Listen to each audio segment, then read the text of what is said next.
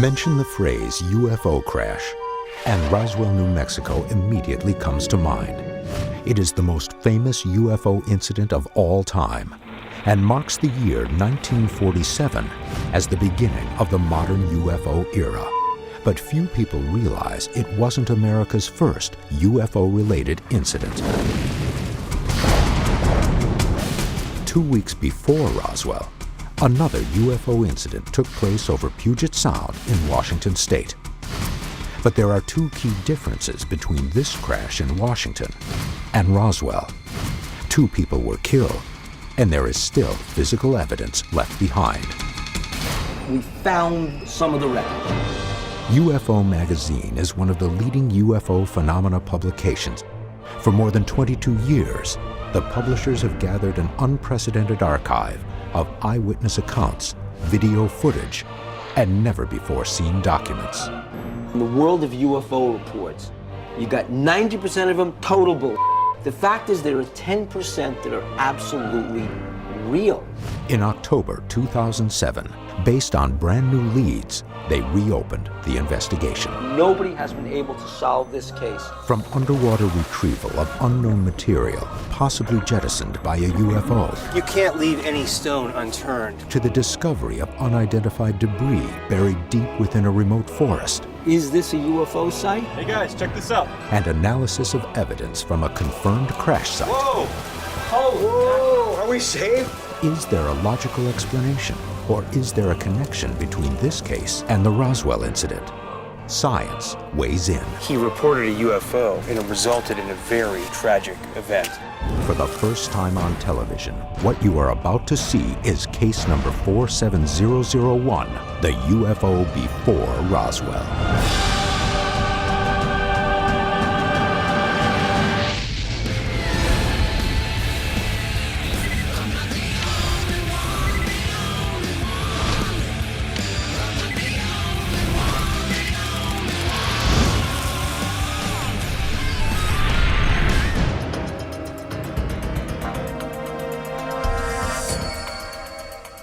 June 21st, 1947.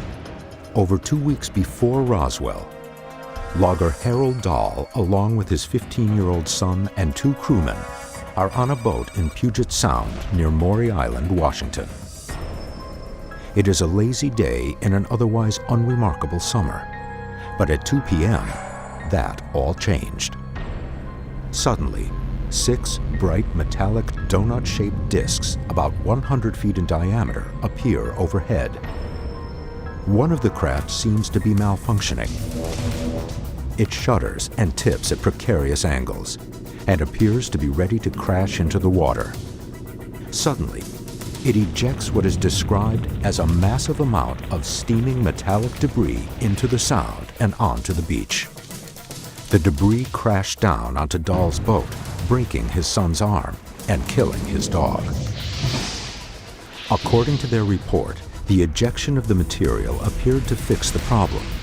The 5 other discs then arranged themselves into a formation around the malfunctioning ship, and they all sped off out of sight in total silence. Dahl and his crew gather some of the debris from the water and from the beach. This event was reported to local police. The testimony of all 4 witnesses was consistent. However, all of the witnesses are now deceased.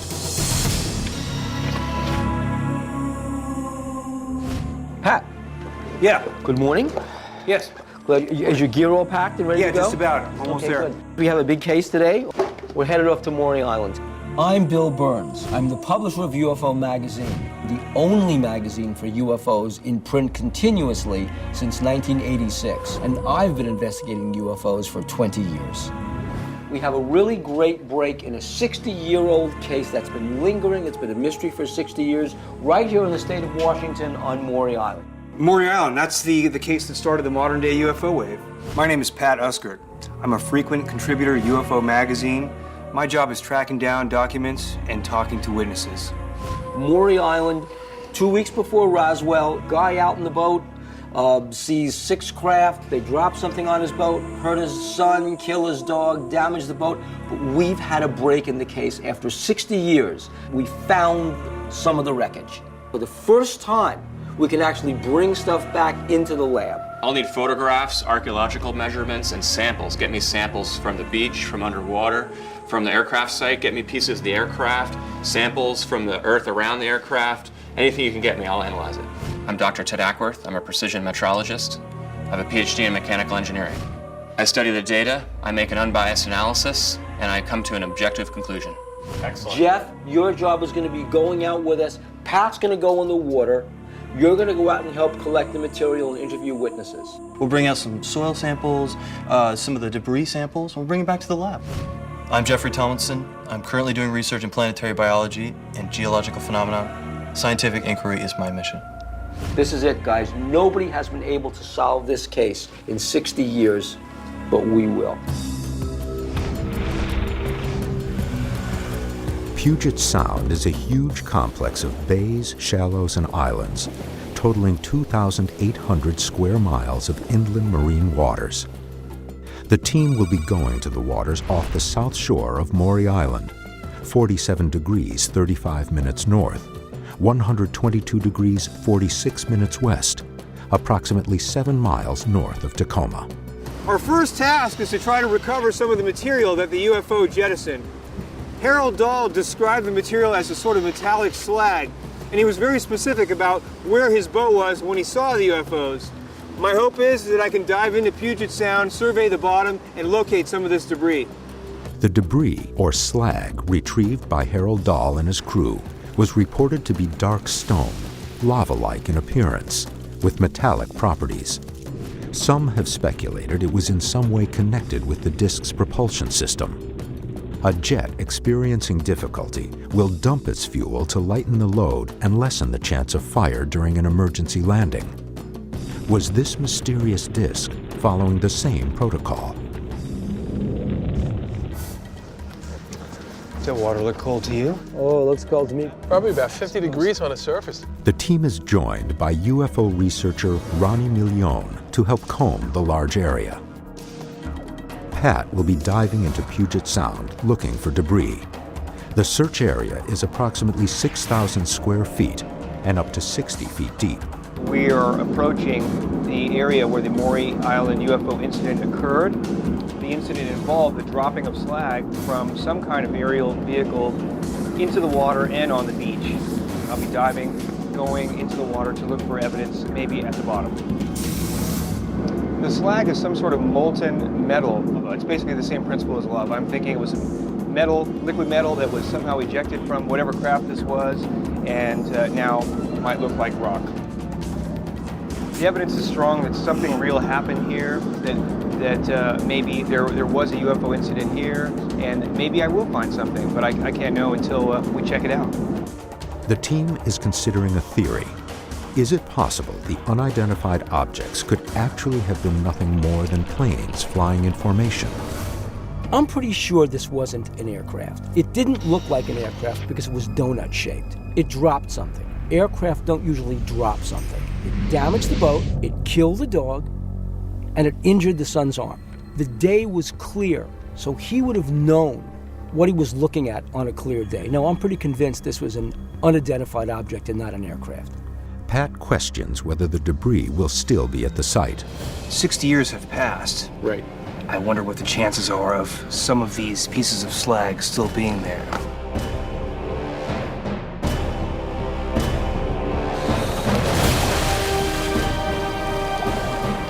Pat is a certified scuba diver with more than 18 years' experience.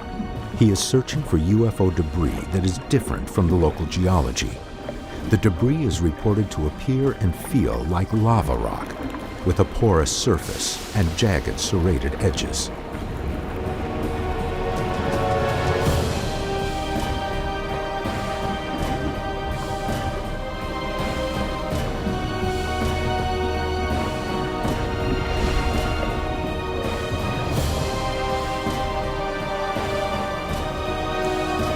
A hand. Freaking cold! Good to see your face. Any slag? I took some sand samples from the bottom, and I picked up a few rocks that looked like they could be the kind of rocks we're looking for. Well, we'll see. Climb up, get warm, that get your sounds body good. temperature back to 80. Saw some stones on the ground that may be related to slag somehow. In doing an investigation like this, you can't leave any stone unturned. Coming up, is this a piece of material jettisoned by a UFO in 1947? And the other theory is that they were carrying pieces of extraterrestrial slag. And could it be that this type of debris somehow caused the deaths of 2 military officers sent to investigate the UFO sighting?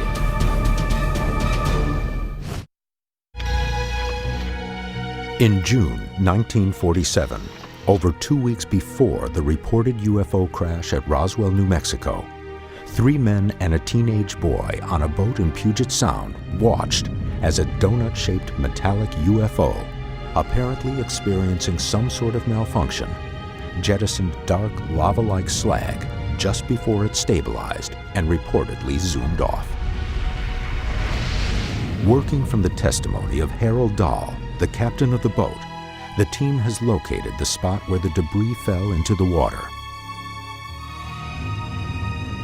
You got some samples down there of soil. I thought it couldn't hurt. Well, we could classify these pretty quickly, I'm sure. Whoa, hold on, gentlemen. This is very interesting right here. This fits the description of black lava type. I mean, if you look at the structure, just look at the surface structure on it, the texture. Look at compared to the rest of the samples. But this one is definitely unique. This is exactly the description of what we're hearing, and it fits the profile. The team moves from the dive site to the beach. In order to comb the debris field completely, the team divides the area into a grid of 3-foot by 3-foot sections, beginning at the beach and traveling up the hillside. Anything there, Bill? Interesting crystal, look at this. I'm looking for any kind of rock that would appear like it was some sort of byproduct of a sort of metallic smelting process. Something that was so hot, it melted, liquefied, was ejected or dropped from a donut-shaped UFO, and somehow landed on the shore here. 300 feet from the shore, Ronnie finds an L-shaped object, approximately 14 inches long, that seems to fit the description. One really interesting piece that I found is a piece of slag, I think. Again, we have to really examine it. Very interesting. This I found way up there, up in the hill, which is this spot here. And that's I think is the path that if the object was starting to take off, it would have projected this way. What'd you come up with, Pat? I found them sufficiently interesting. It's kind of striated, it's got a twist to it. It looks like it may have been dripping, like oozing, if it was molten at one time and maybe solidify when it cooled. We found a few pieces on the beach that seem to match the slag that we found in Puget Sound. Lab tests will confirm this or not. We're going to be talking to George Early. He knows these cases. More importantly, he's spoken to all the local people in the area, so he knows the ins and outs of these cases and the details that few people could know just from reading books. Here he comes. There's George now. Hi, George. Pull up a log. Thank you, Bill. George Early is a UFO researcher and longtime resident of the Pacific Northwest. He was brought in by the team because he has an encyclopedic knowledge of this case and of the events that resulted from this encounter. This is the first time George Early has spoken publicly about his research into this case. A fellow named Harold Dahl saw up there 6 slightly squashed donuts about 100 feet in diameter with a hole about 25 feet. One of them began to drop massive debris from this hole in the center, which apparently was red hot because he said it hissed when it hit the water, it hit his boat, it hit his son, broke his arm, hit the dog, killed the dog. According to Early, the story of Harold Dahl's UFO incident reached the Air Force, and 2 intelligence officers were sent to retrieve the possible UFO debris. The Air Force intelligence people who came were given a box, like so, of fragments which they took kind of reluctantly, but they took them back. So the Air Force B-25 leaves and heads back to where, Hamilton? Hamilton Field in California. They went out of McCord Field and they headed south, reportedly at 10,000 feet. So they're at 10,000 feet, and that's when problems start to happen. Yeah. According to official Air Corps reports, on August 1st, 1947, 40 days after the incident, Harold Dahl reported that he was visited by, quote, 2 military intelligence officers who took from him the pieces of debris he and his men collected. The officers brought the specimens on board a B-25 bomber, which was to take them from McCord Air Force Base in Tacoma, Washington, to Hamilton Air Force Base in Northern California. What happened in the minutes after takeoff is the biggest mystery of the Maury Island incident. The plane had been thoroughly inspected and overhauled just 2 weeks before. Yet 20 minutes after taking off, the plane crashed in the remote wilderness outside of Kelso, Washington. 2 passengers parachuted to safety, but the 2 pilots died in the crash. According to official Air Corps reports, the plane was brought down by a fire in an internal junction box. But some UFO researchers believe the UFO debris in the cargo hold may have triggered a series of events that brought the plane down. I think we've done enough here. We're off to Kelso. Kelso is where the plane wreckage is. We're going to do a grid search. We're going to look for plane parts. We're going to walk the area. The answers may lie on Kelso. Indeed, off to Kelso. On the way to the Kelso crash site, Pat insists the team stop at the library to see if town archives could provide further information about the crash. So, Pat, what have you found? Check this out. You were right. I was right. The summer of '47 was swimming with saucers. The skies were alive with flying saucers. Look at this. Flying discs now seen in 39 states. Wow. Mysterious objects in the sky first began to surface when Kenneth Arnold reported seeing 9 silvery discs flying over Mount Rainier 3 days after the Maury Island sighting. His story made headlines all over the country. But 2 weeks later, an even bigger story takes center stage. Here it is, July 7th. Trio describes flying saucers. I'm looking now, I'm trying to see the Roswell connection here. Okay, here we are, July 8th. Army reveals disc is found in New Mexico. Army reveals disc found in New Mexico. Unbelievable. Wow, okay. Some of the saucers. Okay, let's go to August 1st and see what we can see. There you go. August 1st. Look at this. Wow, what is that? Look at that. Front page news. Right. Okay, and if that's not enough, check this out.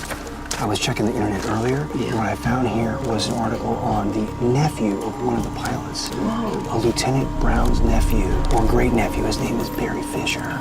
Wow. What are the odds on this? Let's call him. Let's see if we can hook up with him and call him. Let's bring him to the site. Coming up, the team scours the B-25 crash site for evidence. There's not a lot of it left, but it's still here. And find something they hadn't expected. So we got a hotbed here. On August 1st, 1947, after a reported UFO event, 2 military intelligence officers board an Air Force B-25 bomber to bring mysterious pieces of metallic debris, supposedly jettisoned by a UFO, back to Hamilton Air Force Base for analysis. A mere 20 minutes after takeoff, an intense fire of unknown origin breaks out inside the plane. One of the survivors who parachuted to safety later recalled that the fire was so intense and spread so quickly that there was no time to try to put it out. Could this fire possibly be connected to the samples of mysterious debris the plane was carrying? The team from UFO Magazine has decided to examine the remains of the plane wreckage to see if the crash is somehow connected to the UFO sighting off Maury Island. We made the trip from Maury Island up here to Kelso. We're investigating the crash of the B-25 in this area. This is a really puzzling case. I mean, is it all coincidence that there was a huge UFO incident and then a crash after the officers investigated that incident? Maybe I'll have some answers today. We'll find out. Here we are, guys. Garth. Howdy. Garth Good to see you, Baldwin. my friend. Mr. How are you? Baldwin, how are you? Garth Baldwin is a Washington state archaeologist and expert on the topography and history of the Kelso area.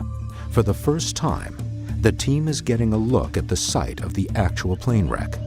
If reports are correct, this site may contain UFO debris. This is the Goble Creek Valley where the crash took place. The left wing came down in the open valley just over here around the corner if you want to go take a look at that. Yes, sir. Garth is a professional archaeologist. He'll be helping us examine this area. That's really what we need to do to make this investigation the best that it can be. We need to bring in the pros. In this case, we have the guy to examine the wreckage. This is where the left wing came off. It came off from the fire at the engine. So the plane lost its left wing, and then I would guess the wing dropped off, and the weight of the other engine as well as its trajectory dropped it this way, and it slingshotted or boomeranged right into the, and it is right around the corner. The crash site is right around that corner there in those trees. At approximately 2:20 a.m., the plane came in from the northeast and crashed along Goble Creek. The debris field could radiate as far as 1,000 feet from the center point. This B-25 was carrying some kind of mystery slag from Maury Island. That's the connection here. If there was nothing going on Maury Island, if there was no slag, if there was no incident, why would these officers be wasting their time carrying slag on their B-25? In the weeks after the crash, over 300 volunteers removed much of the debris as part of a military operation. What makes this crash so intriguing is that the circumstances surrounding the crash were recorded in the press. According to the Kelsonian Tribune, quote, "The close guard which Army officers established around the crash scene and their refusal to permit any pictures to be taken of the wreckage added to the belief that the plane was carrying secret cargo. But could there be some evidence of this secret cargo left behind? Could the plane have come down from mechanical failure? Sure, it could have. But we also know that the B-25 Mitchell bomber was notoriously difficult to fly. But there are other facts of this case as well. What was the plane carrying? What was the nature of the material the plane was carrying? This is all evidence we have to examine to figure out why this plane went down. The team begins searching the site of the plane crash. They face several obstacles in their search. Garth, where are we? We're just about there. The crash happened 60 years ago. In the little cut ravine beyond is where the crash impact area was. And the crash site is in the middle of the Washington wilderness, where the vegetation grows very thick and very quickly. This is the focus of the crash. It was focused right into this little ravine, like a baseball glove. Caught that airplane. Pow. Finally, the high levels of groundwater makes the soil unstable, and the debris may have sunk deeper underground. Well, here's the center point of Right here? Of the material that we found out here and that's been reported. Wow, This is about our focus, centroid, if you will. This would be either the framing the motor was hung on, or the protective cage around the nose, maybe. It's aircraft aluminum. The metal structure on this is ferrous metal like steel, which is unusual for most parts of an aircraft. See what it picks up. Yeah. So we got a hotbed here Right area here, of the wreckage. We have some materials that are definitively from the B-class or B-series planes. There's not a lot of it left, but it's still here. It's obviously aircraft. There's enough aircraft aluminum here. There's stabilizers on it. It looks like some kind of torque bars. There's this flashing, which is usually an indicator of heat sink or something. heating. Yeah, for heat flashing. Right beneath our feet could be the first real physical evidence of UFOs. If there was something strange in the cargo bay of that craft, then the impact of the crash and the melting and the heat, it might transfer properties of the cargo to the actual airframe. As quoted in the Department of Justice's Trace Evidence Recovery Guidelines, Locard's exchange principle states that whenever two objects come into contact, a transfer of material will always occur. If we could find what could have been UFO slag inside the plane that caused the fire, that was near the very hot spot where the fire started, then we'd be able to find the evidence that UFOs were on the plane. The team creates a circular grid emanating from what Garth has determined is the center. Because environmental law prohibits digging up the soil, the team uses markers to plot points of interest. There might be a certain pattern that might come out, so I'm more interested in finding something that the aircraft was carrying that caused all the military to come out and do a complete thorough search.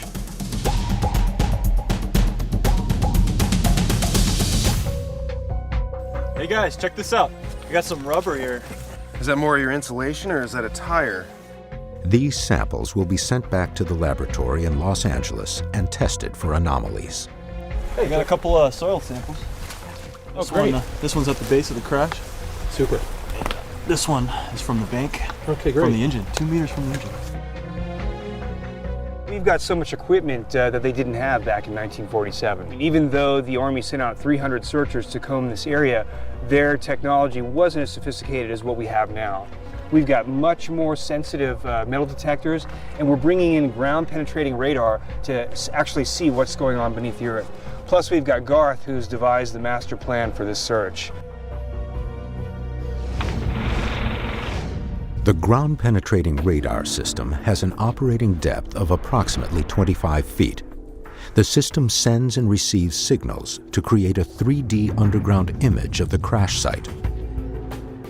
Rob Schall, a specialist from Georadar Imaging, operates the ground-penetrating radar system.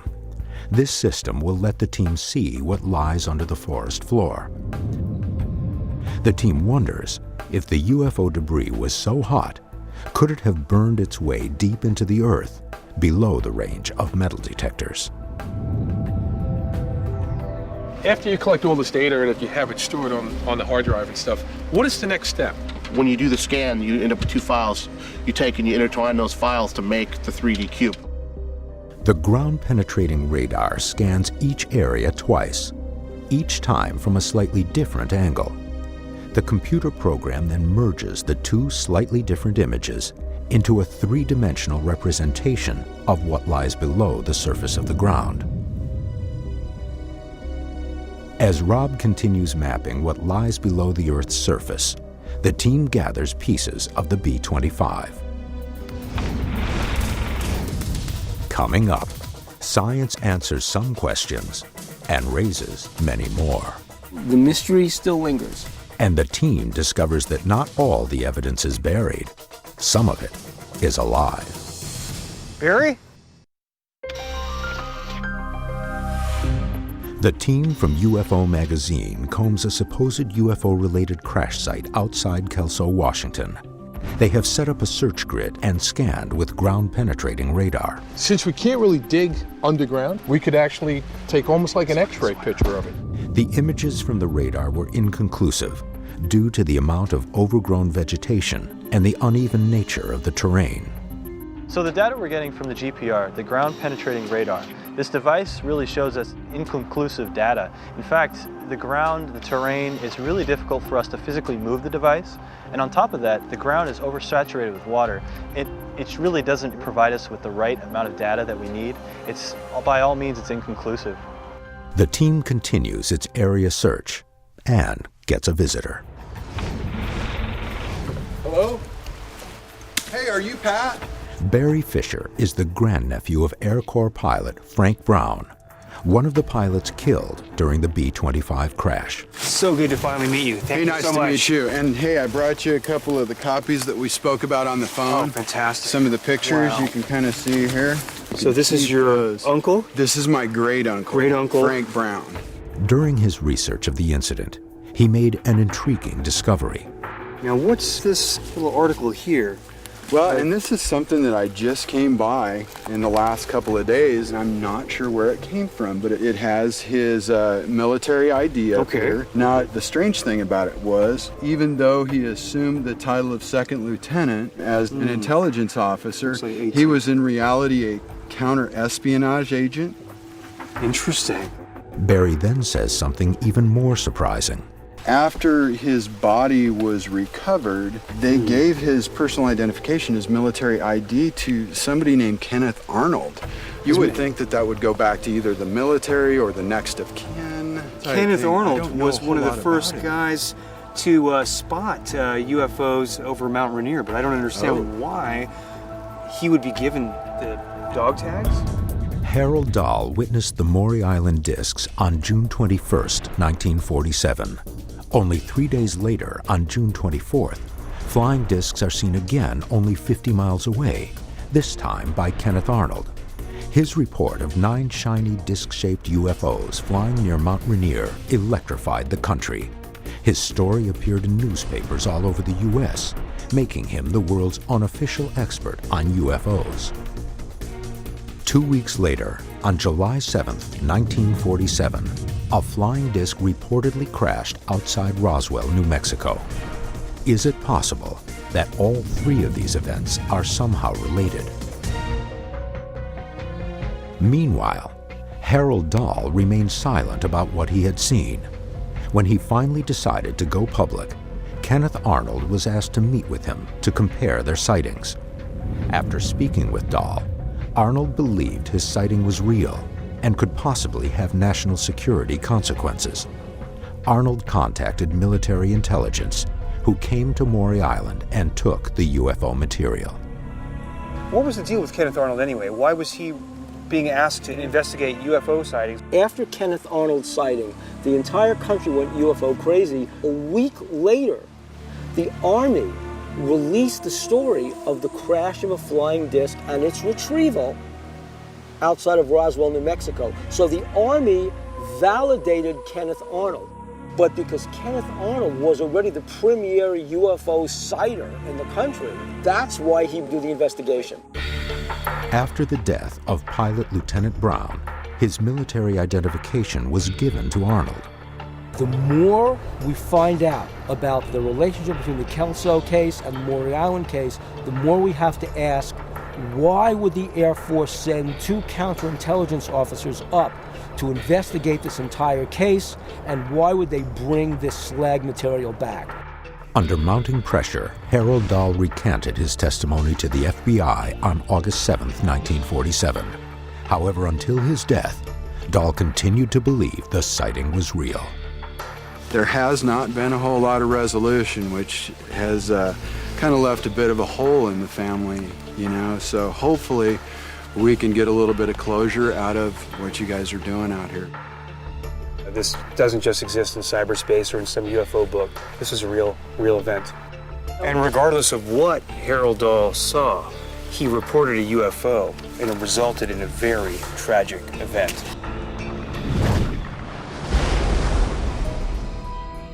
Whether or not there are slag, it's a good question. In lab, I do expect that we'll find some sort of reaction with the soil, with the organic environment around here. A link has yet to be established between the material we found on the beach at Maury Island and the material that we've already collected here at Kelso. That physical link can only be established through laboratory testing. Coming up, the evidence is put to the test.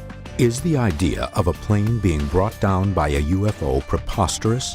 Or is it possible that a piece of UFO debris could really burn through an airplane fuselage? Stand by. The team's experiment shows it could.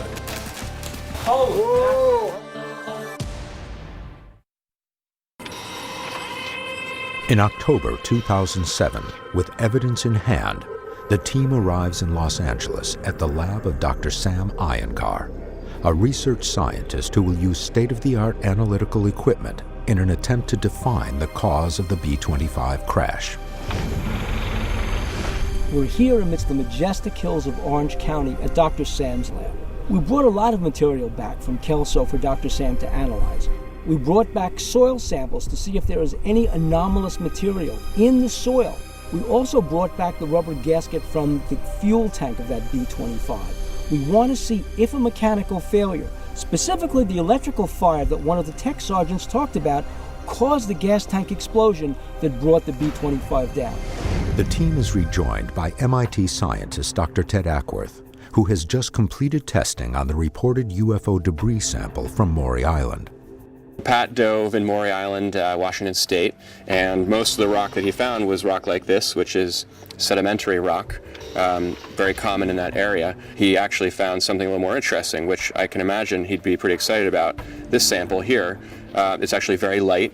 It's obviously very different from the rock that you see all around that area, color and weight. You see these bubbles or vesicular texture, which is consistent with what you might see with a metal that had been overheated and aerated. So it's something that could look like this slag, some sort of metal that was heated and turned to liquid and fell out of this UFO. What it actually is, though, is igneous rock. It's rock that was formed by volcanic activity and bringing igneous rock up towards the surface from the mantle. I don't believe that it's alien slag, but I could see how Pat may have suspected it could have been. In search of more results, the team heads for the lab. Hey Sam, how you doing? Pretty good. Good to see you How are again, you? Sam. This is Dr. Sam Iyengar. Dr. Iyengar will be testing the samples of wreckage for any anomalies. This is the first time that this type of scientific precision has been publicly applied to a UFO investigation. We'll take measurements off of these samples and look for anything that's anomalous, that's unexplainable. We had a number of soil samples from the site. We had a piece of metal, we believe it was aluminum, and then we had a piece of rubber that we also think was a fragment from the crashed aircraft. Most of the material you can identify. It's the question of whether it's anomalous or whether it's normal. We ran a number of conventional metallurgical tests, standard in the industry, transmissive, X-ray. We're bombarding the sample with infrared light. You look at the molecular vibrations. We did a couple of X-ray diffraction measurements. We did scanning electron microscope measurements. With this system, we're actually passing X-rays through the material. I think the tests we've run are comprehensive and they're the right tools for the job. We just need to get lucky and find a sample that has the evidence in the sample. After completing the tests, the results show an interesting trend. I took a little sample from the serrated edge of this aluminum piece and then analyzed it by diffraction method. And you can see here's the XRD pattern for it. So the sample of aluminum generated aluminum and aluminum oxide. Yes, it's a corroded, Aluminum oxide is the result of aluminum combining with oxygen, a chemical reaction that results from corrosion or exposure to a high-temperature heat source. All test results show that an extremely hot fire broke out aboard the B-25. This seems to go against another theory, that this was an explosion caused by the gas tank. Next, Dr. Iyengar analyzes soil samples collected by the team from around the crash site. Here are the X-ray diffraction patterns for the 4 soils. The one near the engine and 5 meters away from the crash, they look almost the same, except why is it sharp? The sharpness in a diffraction is due to the increased crystallinity. One of the ways of increasing the crystallinity is heating. The crystallinity of the sample underscores how intense the heat was and how all 4 soil samples were affected. But the bigger question still remains. What might have caused the fire that brought the plane down? If someone simply tells me, oh, maybe there was a spark on the plane, okay, well, I have questions then. How did the spark happen? Is it possible that this alleged slag material, through some sort of intensive radiation or magnetic field or thermal event, could have brought this airplane down? I'm not sure. We're going to go back to the lab and run some tests. The team heads to the lab of researcher John Tyndall, who demonstrates how a piece of metallic slag could have a disastrous effect on the mechanical and electrical systems of the B-25. This is a very close approximation of what that slag might have been or might have looked like. And because it has some ferrous metal in it, it could be magnetic. Well, what we have here is a relay, such as you might find on that airplane. In fact, there's probably dozens of them on the airplane. Now, if they set that slag down or moved it during flight, it's possible that a magnetic field could come and defeat the relay. As the magnet approaches the relay, the switch fails.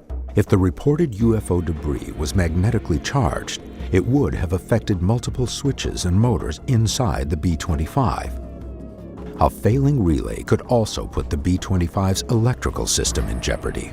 Now, the B-25 had 120 amps of power to run everything from the turrets to starter motors to whatever, and they all were controlled by relays. What we have set up here is a situation where we can create a dead short, such as if a motor or something went fluey.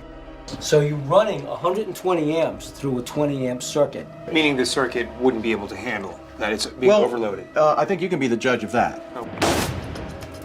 As you can see, the wire was literally vaporized. John has one more theory.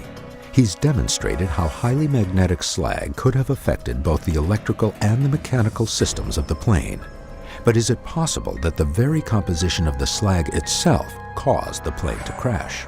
All right, I'm going to use a arc welder to spark this slag off, much as might have happened that night with the B-25. Stand by. Okay, look. Whoa! Whoa! Wow! So that is burning slag, and look at how it's smoldering. Right. Still. Mm-hmm. Well, would that burning slag be of a temperature that would eat through the aluminum on the plane? This slag, it's around 4,000 degrees that slag is burning. And aluminum melts at? 1,200 degrees. Aluminum is one of the main components in the fuselage, skin, and wings of a B-25. A 4,000-degree fire inside the structure would be devastating. If on the B-25 there was a short circuit, and the short circuit got to the slag, it's very possible that there could have been a reaction similar to this. Is this the same type of aluminum that the fuselage would have been made out of, or the wings, or? Same kind of aluminum. You know, these are all things that, in the right combinations, can be very combustible and have quite an exothermic reaction. Stand by. Look. Whoa! Oh! Whoa!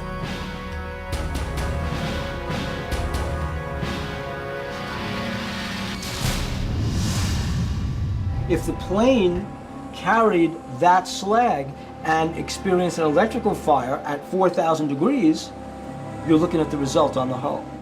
This fire was different from a normal fire or even a gasoline fire in that it was white hot. So this would have seared through any metal and caused a whole lot of problems on that plane. It's one thing to hypothesize, well, it could have been this, and it's another to see it with our own eyes, that yes, you can spark slag. Slag can produce a combustion, an explosion, which can burn through metal, which would lead to something like the crash of a B-25. And one of the possibilities is that we're dealing with UFO debris that may have caused this crash.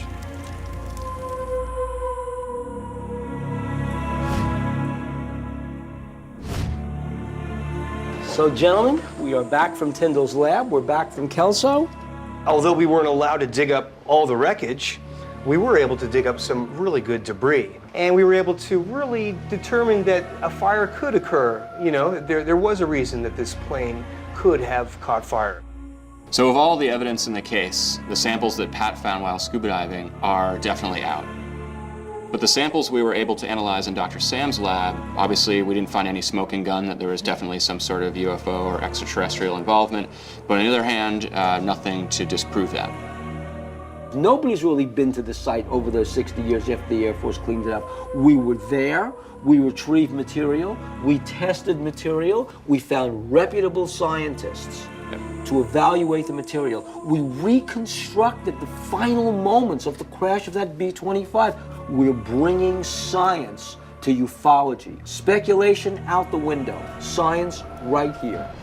Many samples proved inconclusive, but experts say there are definite signs of anomalous activity surrounding both the Maury Island UFO incident and the Kelso crash site. What really happened may never be fully known, but witnesses are certain that something took place in the Maury Island Sound one summer's night in 1947. Did it cause bodily injury to witnesses? And was it enough to set off a chain reaction that resulted in the deaths of 2 Army pilots? The mystery continues. In the world of UFO reports, you got 90% of them total bull, okay? Either delusional, either out-and-out hoaxes, or honest mistakes. Fact is, there are 10% that are absolutely real. We will find it because it is there. And when we find it, we will prove it.